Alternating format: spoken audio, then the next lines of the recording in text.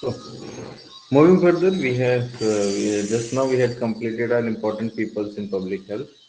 Now we are going to study the other topics. First one is health and well-being.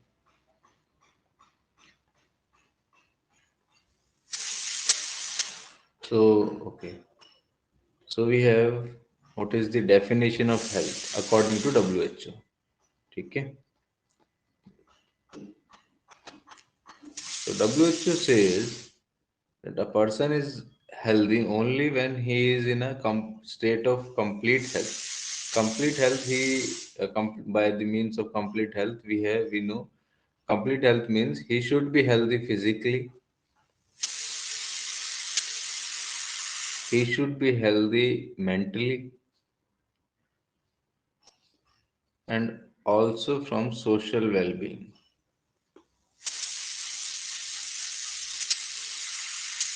Okay.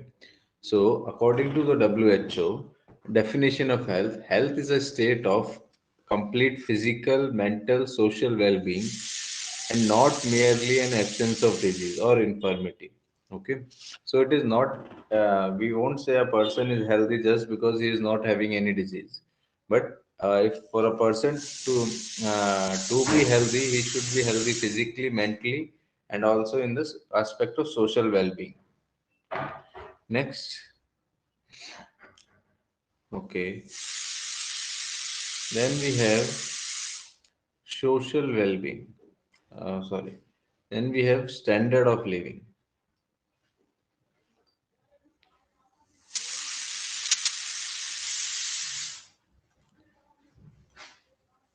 See, just imagine how we will assume that a person is living a good standard of life or low standard or poor standard. Okay. Just imagine, just assume, if you will assume any person's standard of living, what factors we used to consider. So first, we used to consider that a person, how much he is, where he is living. Living means standard of housing, in which house, in what type of house he is staying. Okay. Then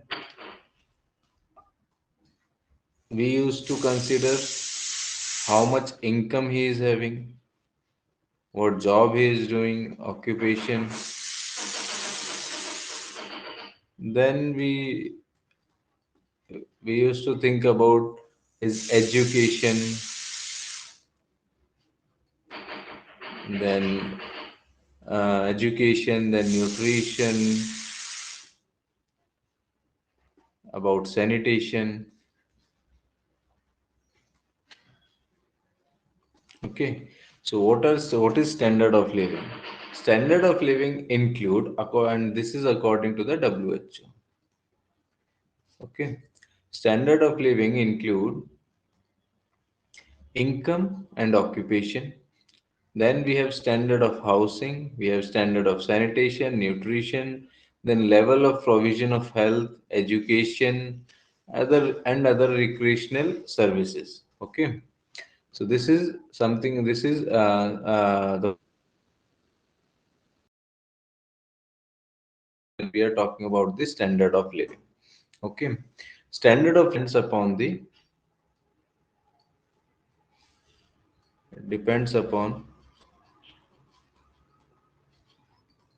GNP, per capita GNP. I think everyone knows what is GNP. GNP is the gross national product. Okay, gross national.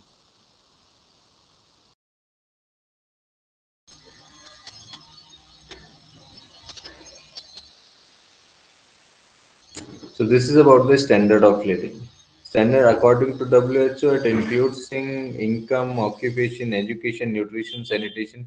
It's very simple when we are talking about it. Suppose we are talking about any celebrity. So we used to always have that curiosity about their standard of living, how much they are earning. So what we used to think, how much they are earning, where what work they are doing, acting or other works, then where they are staying, how good their house is, or how much they had educated, and all other factors. Okay, upon the per capita is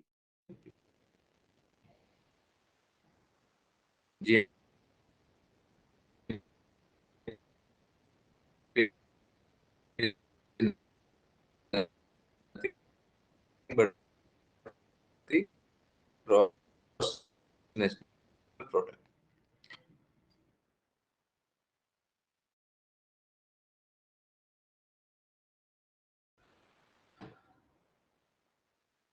Further, we have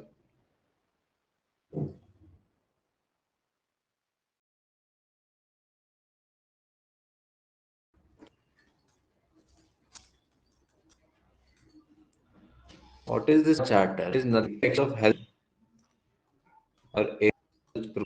In which we can areas of motion are identified by the public program. Identified our health promotion. Okay, charter promotion, and it comes in. It was given in six. After this, we have five action areas for health promotion. Okay, and it was given by Ottawa Charter for Health Promotion Program in 1986. What are these five action areas? First, we have building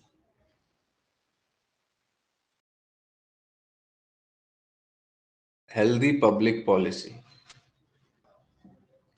Building healthy public policy. Second, we have creating supportive environment.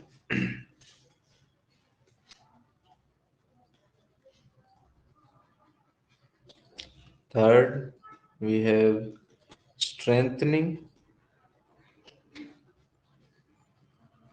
community action.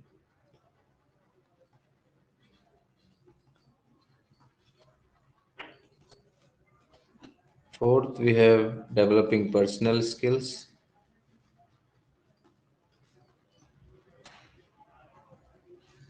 Personal skills. And fifth is reorientation of healthcare services. Okay, wait. Yeah. Reorientation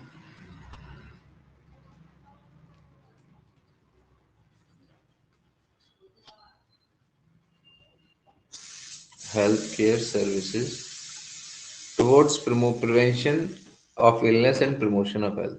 So what we had talked just now, that Ottawa Charter. What is Ottawa Charter? It is a program for health promotion, and it was done in 1986. This Ottawa Charter had identified This Ottawa Charter had identified five action areas for health promotion.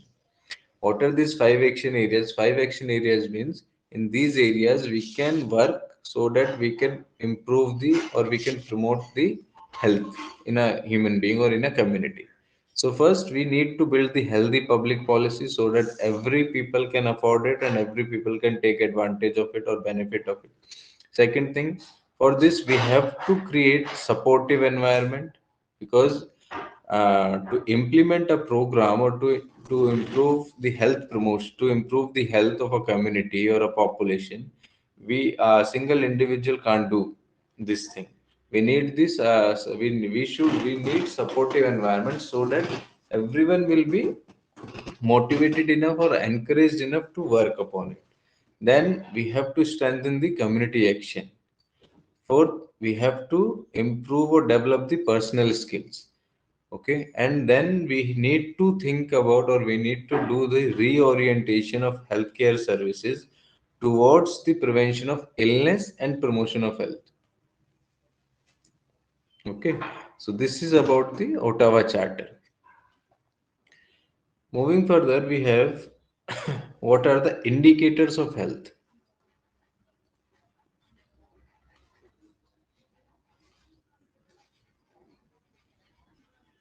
Okay.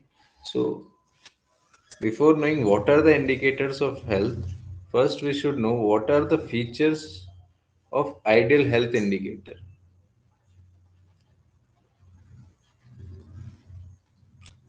Characteristics of ideal health indicator.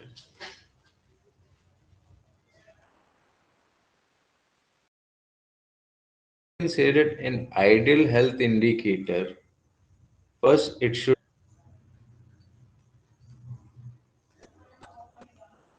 be reliable. Reliable means reproducibility.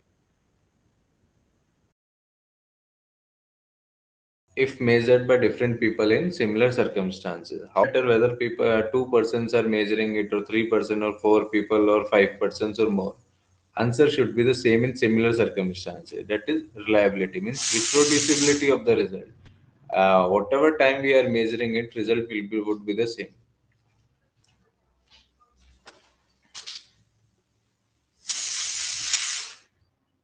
Next we have sensitiveness.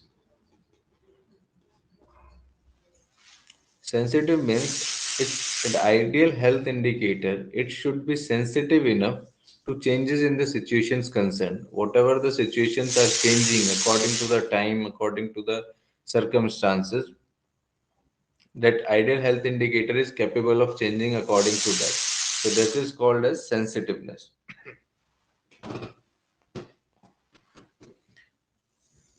Then we have specific.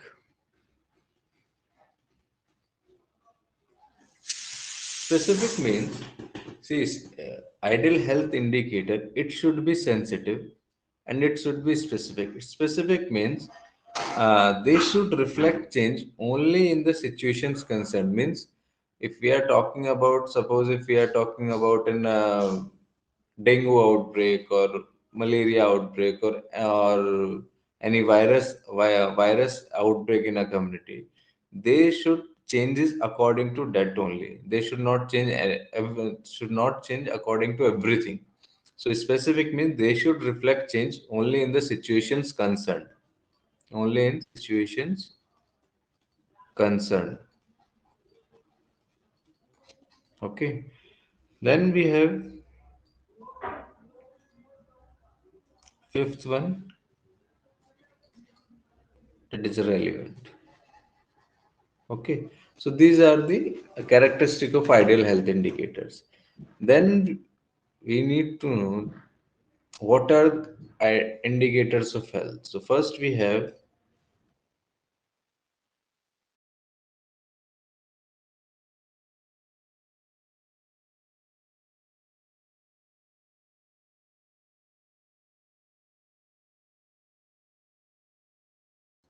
what is PQLI. This is physical of life index. Physical of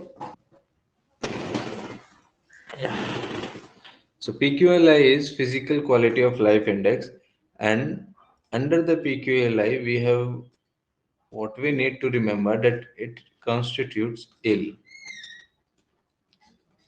What is ill? I for okay, we will draw it with different pen. Yeah. So I for we have infant mortality rate, infant rate. L for we have life expectancy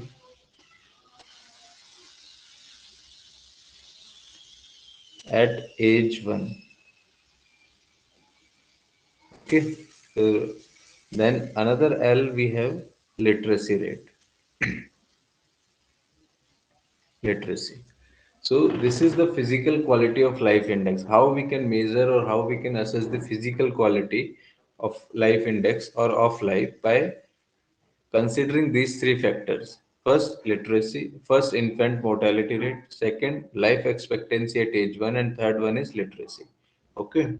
PQLI in India is about 65. In India is 65 in 2000 accord 2014. Okay. Then We have one more point. Which state is having highest PQI?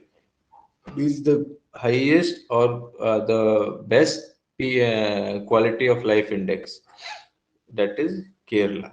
Kerala is having highest PQLI or high PQLI. Okay. So this is about the PQLI, that physical quality of life index. It constitutes ill. Ill means I for infant mortality rate, L for life expectancy at age 1, and L for literacy. And Kerala is having highest PQLI. India is on the 65 in terms of when we talked about the PQLI. Moving further, we have HDI. What is HDI? Remember, what are all these things? PQLI, HDI, all these are indicators of health. So HDI is Human Development Index. Human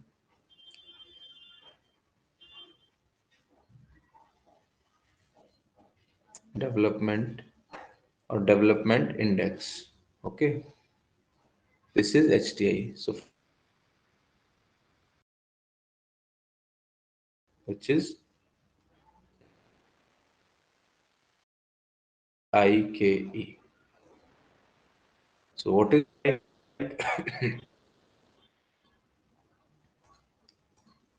like is E for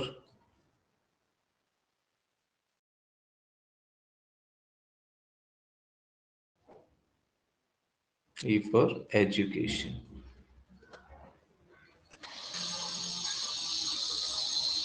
I for income, and longevity. Okay. Longevity means life expectancy at birth.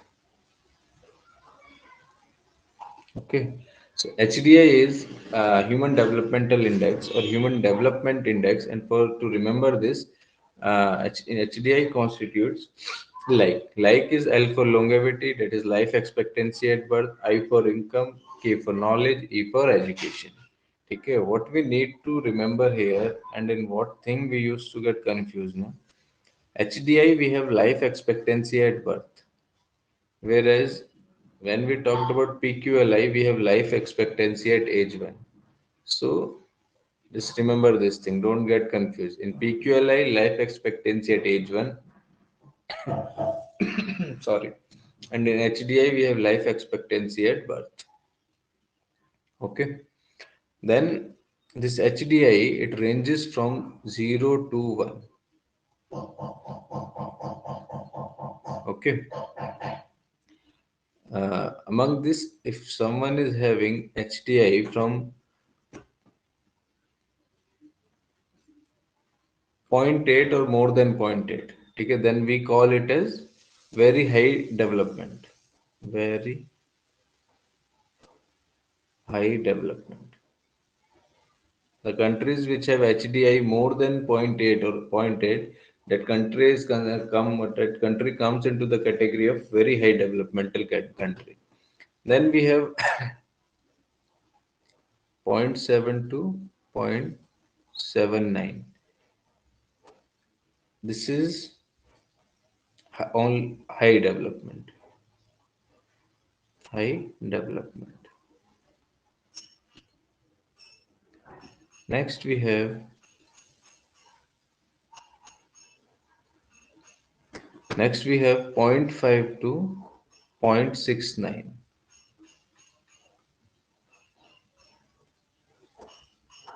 This is medium development.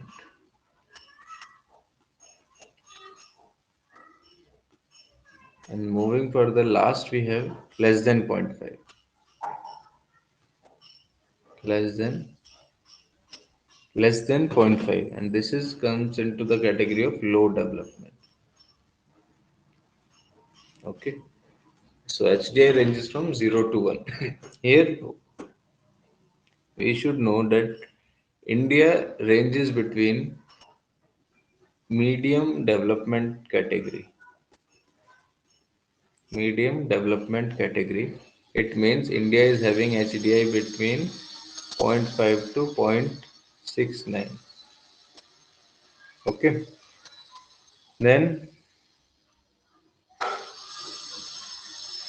here the first rank goes to Norway, is having highest HDI. Then we have Switzerland on the rank 2, and then we have Australia. Okay. Switzerland and Australia are on the same rank. So Norway is on the first, Switzerland, Australia are on the second. Okay, this is about the HDI. So first indicator we had studied PQLI, next we had studied HDI. Moving further, the third indicator we have GHI. What is GHI? Global Hunger Index. Okay. In the Global Hunger Index, we have four components. Just wait a second.